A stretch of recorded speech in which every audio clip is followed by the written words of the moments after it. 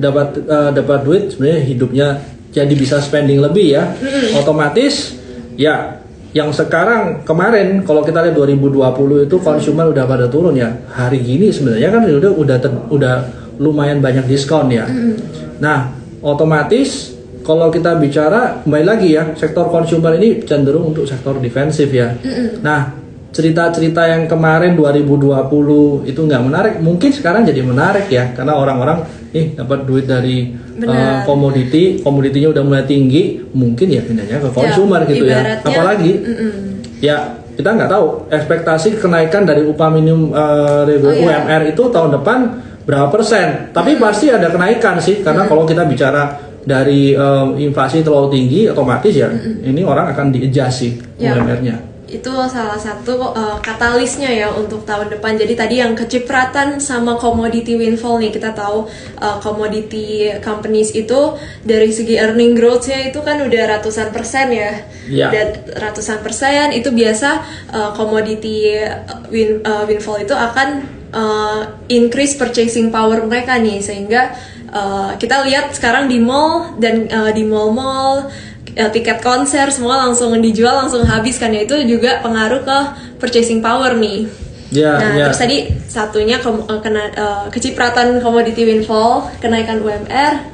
Oh, dan ada satu lagi yang menarik sebenarnya. Tunggu deh, commodity windfall itu apa sih sebenarnya? Nah, ini kan momentum komoditi Indonesia sebagai commodity country kita yang apa ya, ibaratnya kita dapat berkah lah karena kita adalah negara komoditas kan.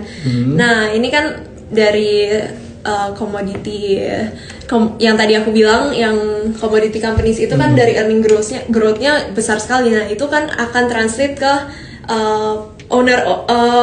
employee-nya dan owner-ownernya itu akan kecipratan lah, berkah gitu.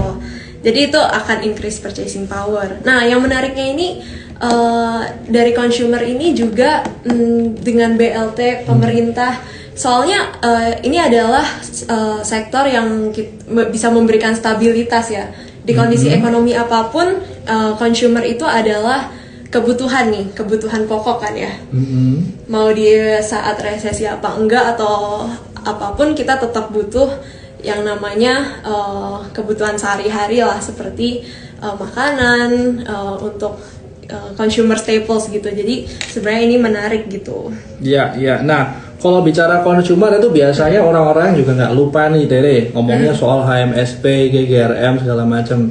Ya, sebenarnya kembali lagi ya, kalau HMSP, GGRM sebenarnya kalau cukai 10% itu akan mendorong. Iya, sebenarnya akan lumayan ngefek kan dia punya bottom line ya.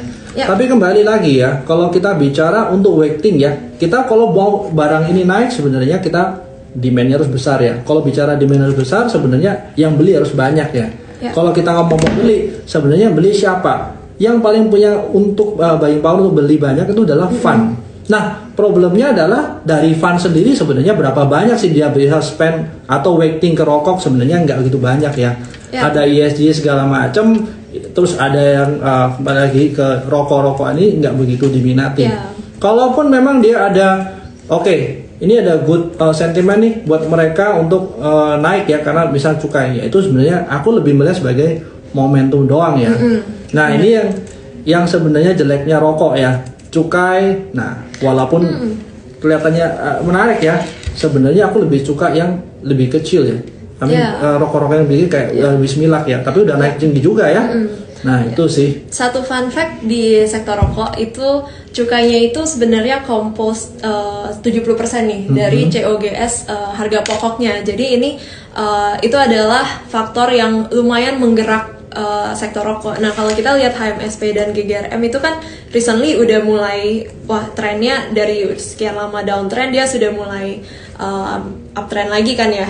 Udah mulai turning, udah mulai rame nih. Jadi kita lihat investor ini mulai spekulasi nih. Kita juga sempat post di Trim Ideas karena November Desember itu adalah periode di mana biasanya akan diumumkan nih cukai rokok di berapa gitu. Jadi dan secara historis menariknya karena kita akan memasuki tahun politik ya, awal 2024 nih. Jadi secara historis kayak 2009. Ini masih konsumer atau rokok nih maksudnya? Rokok nih. Nah, secara historis ini di tahun sebelum pemilu itu biasanya itu cukai rokok nggak ada kenaikan cukai rokok nih. Dari yang biasanya average-nya itu kan di 12%. Jadi orang-orang mulai spekulasi nih, apakah cukai rokok nanti pas diumumkan akan menjadi single digit? Kalau itu sebenarnya momentum lagi ya. Menjadi ya sentimen positif, tapi tetap kemarin sempat juga ngobrol sama research itu ya bisa jadi momentum dan bisa jadi untuk trading dan orang bisa jadi sell on news nih, jadi emang untuk momentum trading aja gitu. Ya sementara sih aku masih lihat momentum trading ya. Kembali lagi kalau dari rokok ini ya aku nggak melihat selama si Sri Mulyaninya yang di sini otomatis ya biasanya kebijakannya nggak begitu berubah banyak ya karena dia nggak pro rokok sih gitu. Cuka sudah keluar kok. Oke. Mungkin teman-teman gimana Tere kalau mau liatin chart mungkin? Oke. Tadi ada yang minta bahas MPPA sih ya, MPPA. Nah, coba ya kalau aku lihat MPPA. Oh, ada cicuan. Rokok udah keluar jeleknya. Oke. Jelek. Berarti Wah. Tunggu, aku belum up. SMI ini apa Ci? Cuai. Ya, benar. Jadi kalau kita lihat jelek berarti cukai rokok wah ini baru banget nih 2 jam yang lalu. Cukai resmi naik 10%. Siap-siap 2023 harga rokok makin mahal. Wah, ini jadi teman-teman bisa berhati-hati ya untuk di sektor rokok nih. Yang mesin 11. Oke. Nah, thank you Ci Cuai. Mungkin teman-teman ini ya kita coba lihat untuk technical ya.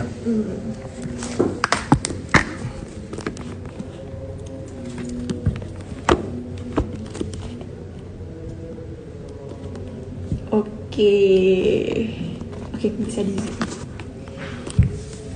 Ya, coba kita lihat ini. Ini kurang lebih cara apa nih? Sebenarnya ini chartnya MPPA ya. Coba bisa kelihatan nggak ya? Oke. Nah, MPPA ini sebenarnya memang potensi dia ini ya bisa naik ya, karena sebenarnya kalau kita lihat ya teman-teman ya, hari ini memang ada ledakan volume juga, terus disertai sama ledakan volume ini dia hampir sama tinggi dengan high-nya terakhir. Tapi kembali lagi, potensi apa aja sih yang bisa kejadian? Misalnya bisa aja dia buat inverse head and shoulder, atau bisa aja kalau untuk mau naik nih dia harus buat structure market yang beda ya, berarti structure marketnya harus ganti dari downtrend ke uptrend. Tapi overall ini kan kalau kita lihat kan overall masih downtrend. Apakah kita mau lihat kita beli di sini spek dengan harapan dia naik? Anyway, kembali lagi ya teman-teman, ini primary trendnya masih masih downtrend. Yang kita butuhkan adalah di sini ada pola-pola pembentukan reverse ya. Itu kalau kita bicara dari MPPA. Nah, kalau semuanya teman-teman lihat apa tadi nih? Adaro ya. Adaro. Nah, Adaronya sendiri kembali lagi ya, resultnya gimana tadi Tere? Ya, kalau kita mau result bagus atau result jelek, kembali lagi ya teman-teman. Ini kan sudah naik jauh nih dari bawah nih. Kita nggak tahu nih kapan orang mulai taking profit. Nah, tapi kalau teman-teman lihat waktu setiap kali dia berusaha buat higher high itu nggak pernah kuat ya. Malah kalau teman-teman yang mungkin pakai indikator moving average itu kayaknya dia udah di bawah. Nah, sekarang kalau kita mau lihat dari yang model-model coal ini ya, yang ini mungkin tadi kita sempat bahas di depan ya Tere ya. Ada yang namanya ini teman-teman ya bisa lihat ya. Ini sektor atau industri coal. Nah, kita bisa lihat ya teman-teman ya, pergerakan seperti ini nih biasanya nggak begitu kuat naik nih. Setiap kali buat higher high nggak pernah bisa lebih tinggi, sampai akhirnya ya walaupun dia turun pelan-pelan ya, tapi ini kembali lagi kita bisa lihat nih pergerakan rangingnya di sini. Nah, apakah ini last push atau enggak? Ya kembali lagi. Mungkin kalau teman-teman lihat ya, yang masih ramai adalah bumi ya. Nah, kita kalau mau lihat bumi itu lebih ke ya kemarin sentimen yang ada setelah RUPS ya, yang ada salimnya itu mungkin jadi sentimen momentum ya. Tapi kembali lagi nanti di lapangan gimana tuh prakteknya ya. Nah, itu sih kalau aku lihat dari bumi sih. Nah, kalau tadi teman-teman ada yang bilang soal apa nih? Harum ya. Harum, mungkin aku tadi ketinggalan ya. Nah, Harumnya sendiri ya, ini kan juga ini masih belum ada tanda-tanda reversal ya teman-teman ya.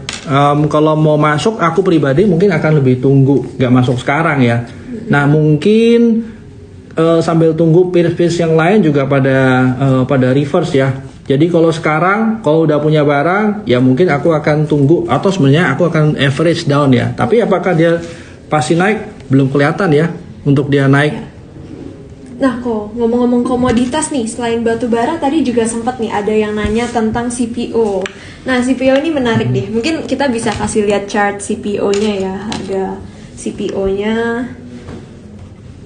dari sektoral, dari kalau dari CPO-nya, ya memang kemarin ada kenaikan ya. Kalau CPO, nah ini teman-teman juga bisa lihat ya, memang dia akan ada reversal ya.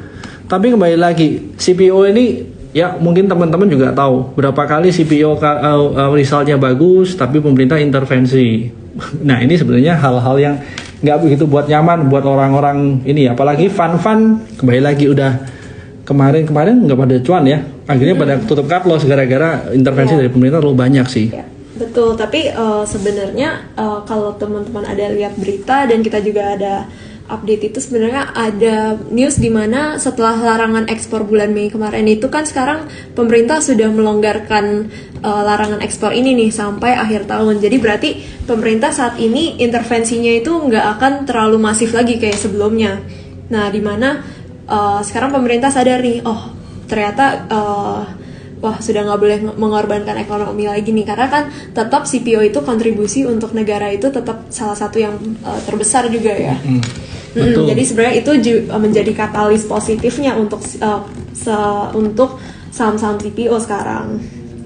Dan sebenarnya ada juga dengan tahun depan untuk ekspektasi kalau untuk harga pupuk akan dengan meredanya harga pupuk itu kan akan membuat cost-nya lebih rendah nih. Jadi itu akan menjadi perbaikan untuk marginnya CPO. Iya, gitu. Nah, ngomong-ngomong CPO, langsung aja nih, emiten apa nih yang paling menarik ya?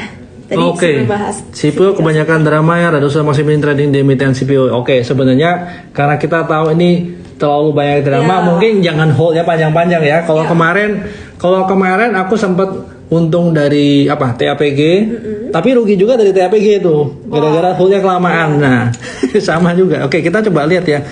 Kalau TAPG ya, ini ya, memang teman-teman bisa lihat nih pergerakannya lebih ranging ya. Ini teman-teman bisa lihat ya, ranging besar ya. Tapi kalau teman-teman lihat minor trendnya, memang ada potensial dia tuh buat higher high ya, atau minimal dia buat higher low-nya di sinilah. Nah sebenarnya kita kan tugas dari tugas dari trader ini nyari kira-kira kalau dia pullbacknya di mana sih yang resikonya kita bisa ambil ya, atau kita bisa terima. Nah TAPG di sini memang kalau kita lihat ya, ini di area leg 9, terus di area support resisten, terus dia punya support juga kita udah bisa kelihatan. Nah tinggal kita jaga risknya aja. Kembali lagi, yang buat dia naik apa sih katalisnya, itu mungkin yang kita tunggu untuk di newsnya lah misalnya ya.